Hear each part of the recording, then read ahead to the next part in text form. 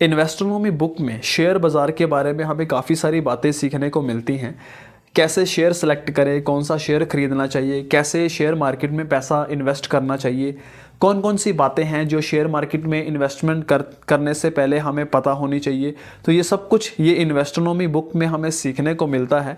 तो आज इस वीडियो में हम यही सारी चीज़ें जानेंगे, ये सब बातें जानेंगे शेयर बाज़ार के बारे में। दोस्तों, शेयर इन्वेस्ट्रोनॉमी बुक में से 12-13 स्टेप्स में 2 पार्ट्स में मैंने आपके साथ ये शेयर करूँगा। जो भी इस किताब में है वो सारी नॉलेज, इस किताब की पूरी डिटेल में समरी। तो इस किताब में से पहले मैंने एक पार्ट आपके साथ शेयर किया है, उसमें मैंने कुछ स्टेप्स में बात की है शेयर मार्केट के बारे में इस किताब की। तो आप उस वीडियो को देख लेना अगर आपने नहीं देखा, लिंक नीचे डिस्क्रिप्शन में और आई बटन में डाल दूंगा। तो आज अगर आपने देख लिया तो आज इस वीडियो में हम जानते हैं इसी किताब में से शेयर मार्केट के बारे में और बहुत सी बातें। तो दोस्तों, शुरू करने से पहले मैं हूं बंटी धीमान और एक छोटी सी रिक्वेस्ट करना चाहूँगा। प्लीज़ इस वीडियो को अभी से लाइक कर दीजिए क्योंकि इसमें मेहनत बहुत लगती है। मैं आपको बताऊं, मैं खुद पहले पूरी किताब को पढ़ता हूं, उसे समझता हूं, फिर उस पूरी किताब का निचोड़ आपके साथ शेयर करता हूं कुछ मिनट की वीडियो फॉर्म में, समरी के रूप में। इसलिए इसमें मेहनत लगती है। तो प्लीज़ लाइक ज़रूर कर देना, इससे मुझे मोटिवेशन मिलती है इसी तरह से काम करते रहने के लिए। तो चलिए स्टार्ट करते हैं। तो अब हम जानते हैं share market versus other financial investment. दोस्तों, ज़्यादातर लोग आज भी जब निवेश के बारे में सोचते हैं तो उनके दिमाग में सबसे पहले गोल्ड में निवेश करने का विकल्प आता है। अगर उनके पास ज़्यादा पैसा है तो वह ज़मीन खरीदने का विकल्प चुनते हैं, लेकिन वो ये नहीं जानते कि किस विकल्प को चुनकर उनको अधिक रिटर्न मिलेगा।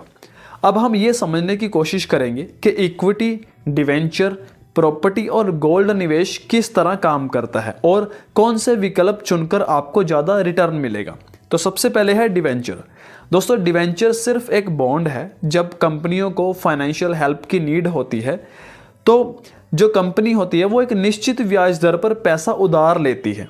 यदि आप डिवेंचर में निवेश करते हैं तो आपको एक फिक्स्ड रिटर्न के साथ अपना जमा किया हुआ जो पैसा है, जो मूलधन है, वो वापस मिल जाता है। दूसरा है प्रॉपर्टी। प्रॉपर्टी में निवेश करने के लिए बड़ी पूंजी की आवश्यकता होती है, जो एक गरीब इंसान के लिए सपना देखने से कम नहीं है। प्रॉपर्टी की कीमत बढ़ने में काफ़ी समय लगता है। यहाँ अच्छे रिटर्न पाने के लिए आपको धैर्य रखना पड़ता है। तीसरा है गोल्ड। दोस्तों, पिछले कुछ वर्षों से गोल्ड की बढ़ती मांग के चलते इसके मूल्य में अच्छी बढ़ोतरी देखने को मिली है। संतोषजनक रिटर्न कमाने वाले इन्वेस्टर के लिए ये एक निवेश का अच्छा तरीका है, लेकिन इसमें सबसे बड़ी कमी ये पाई जाती है कि गोल्ड कीमत बढ़ने में या बढ़ाने में कोई बुनियादी तरीका नहीं है। फोर्थ है इक्विटी। दोस्तों, सोना, जमीन और बॉन्ड की तुलना में इक्विटी में निवेश को ज़्यादा जोखिमपूर्ण माना जाता है, लेकिन ये अच्छे रिटर्न पाने का सबसे बेहतर विकल्प है। इक्विटी निवेश तभी बेहतर साबित होता है जब आप उच्च दृष्टिकोण से निवेश करते हैं। पिछले 18 वर्षों का रिटर्न देखने से ये पाया गया है कि बॉन्ड, प्रॉपर्टी, गोल्ड और इक्विटी में निवेश करके इन्वेस्टर्स को क्रमशः 9%, 11%, 12%, 14.6% रिटर्न प्राप्त हुए हैं। इक्विटी में सबसे ज़्यादा रिटर्न मिलने के बावजूद भी आज भी भारत में शेयरों में निवेश करने को सबसे अंतिम विकल्प माना जाता है। तो आइए अब हम ये जानते हैं कि अच्छे रिटर्न के अलावा शेयरों में निवेश करने से क्या लाभ होता है। दोस्तों, सबसे पहले लॉन्ग टर्म कैपिटल गेन पर कम टैक्स देना पड़ता है। दूसरा, शेयर निवेश से डिविडेंड जैसी नियमित आय मिलती है तथा समय के साथ निवेश की पूंजी का मूल्य भी बढ़ता है। तीसरा, शेयरों में निवेश करने पर सोने की चोरी तथा प्रॉपर्टी के मामले में अवैध कब्जे जैसी समस्याओं का सामना नहीं करना पड़ता। चौथा, शेयर बाजार में उच्च तरलता व आसानी से सौदा करने का गुण होता है। यहाँ निवेश की गई धनराशि को आप कुछ सेकंड में ही वापस निकाल सकते हैं। तो नए निवेशकों का एक आम सवाल होता है कि क्या इक्विटी निवेश बाकी विकल्पों की तुलना में हर बार बेहतर रिटर्न देती है? तो दोस्तों, इसका सीधा सा जवाब है नहीं। हालांकि पिछले कुछ वर्षों में इक्विटी निवेश के रिटर्न बेहतर जरूर रहे हैं, लेकिन फिर भी यह कहना न्यायोचित नहीं होगा कि इसका प्रदर्शन हर समय बेहतर ही रहे। नेक्स्ट है साइकोलॉजी ऑफ शेयर इन्वेस्टिंग। दोस्तों, शेयर बाजार में निवेश हर उस व्यक्ति के लिए है जो इसे करना चाहता है, जो इसमें करना चाहता है।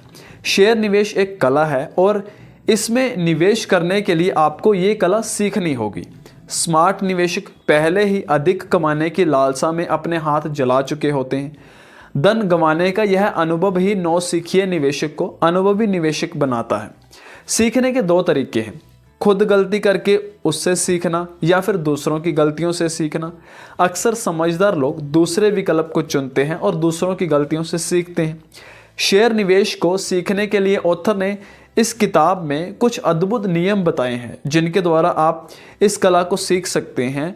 मैं आपके साथ शेयर करता हूं। सबसे पहले, किसी भी कंपनी के शेयर में निवेश करने से पहले आपको उस कंपनी का अच्छे से विश्लेषण करना चाहिए।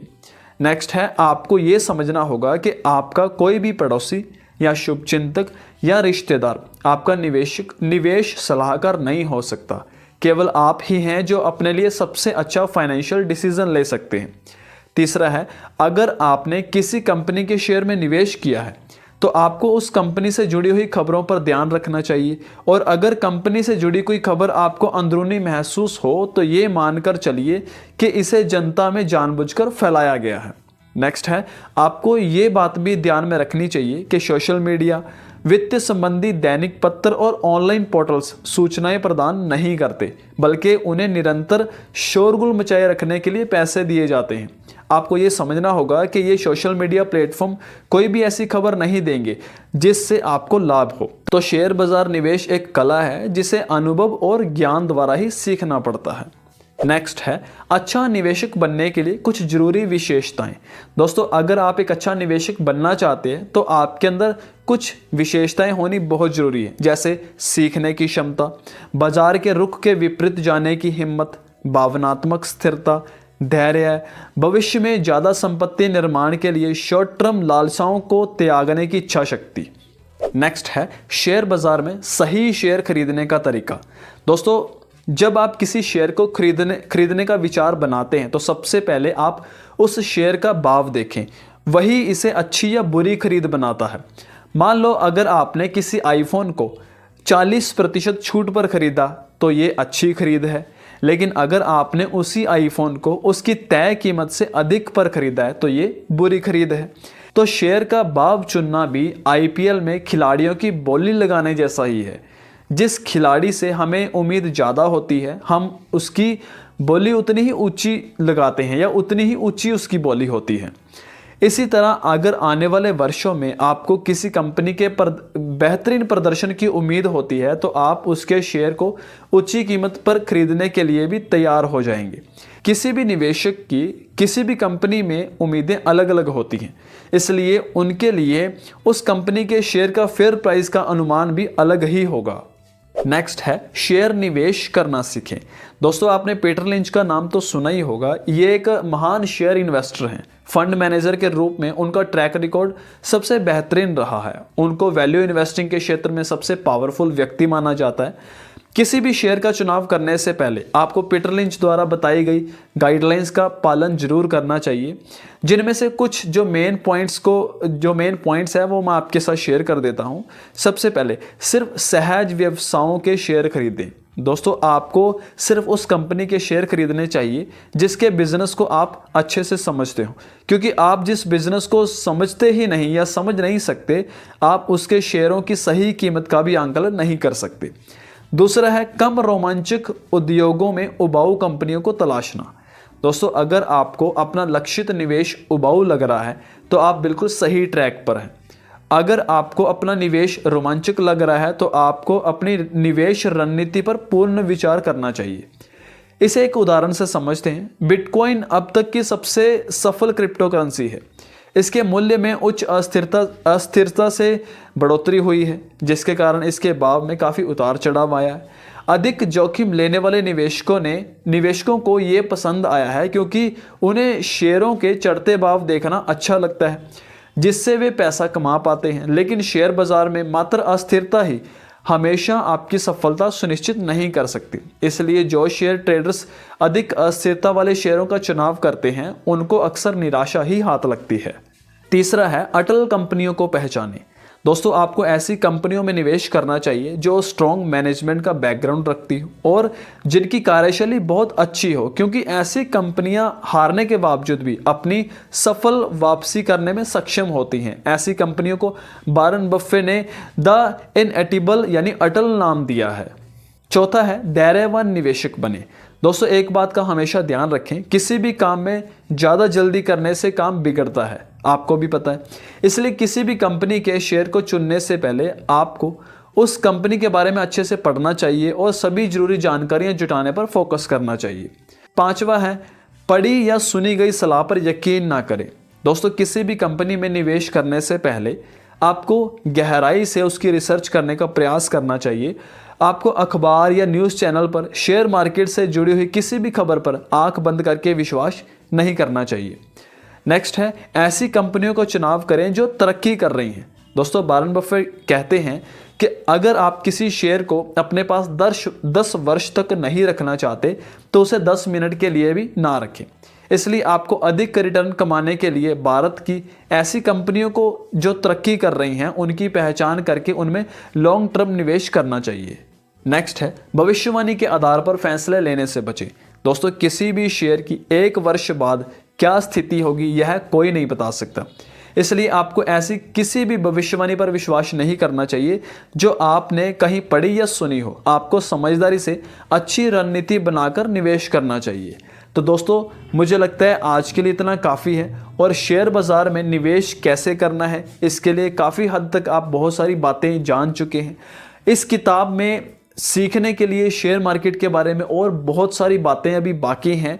ये सिर्फ इस किताब का कुछ हिस्सा था जो मैंने आपके साथ शेयर किया है। तो आप इस किताब को एक बार ज़रूर पढ़ें अगर आप डीपली शेयर मार्केट के बारे में सीखना चाहते हैं। इस वीडियो को आप शेयर कर देना उन सब लोगों के पास जो भी शेयर मार्केट में अपना पैसा निवेश करना चाहते हैं तो उन्हें सीखने में हेल्प मिले। तो दोस्तों इस वीडियो को लाइक करना, शेयर कर देना, कमेंट करके बताना कोई सजेशन देना चाहो या नेक्स्ट वीडियो किस टॉपिक पर देखना चाहते हो, किस बुक पर देखना चाहते हो, मैं वो आपके साथ शेयर करूँगा। इस वीडियो को अगर आप YouTube पर देख रहे हो तो चैनल को सब्सक्राइब कर लेना, नोटिफिकेशन बेल प्रेस करके ऑल पर क्लिक कर लेना। फेसबुक पर देख रहे हो तो पेज को फॉलो कर लेना। मैं जल्दी मिलता हूँ आपसे नेक्स्ट वीडियो में। Thanks for watching.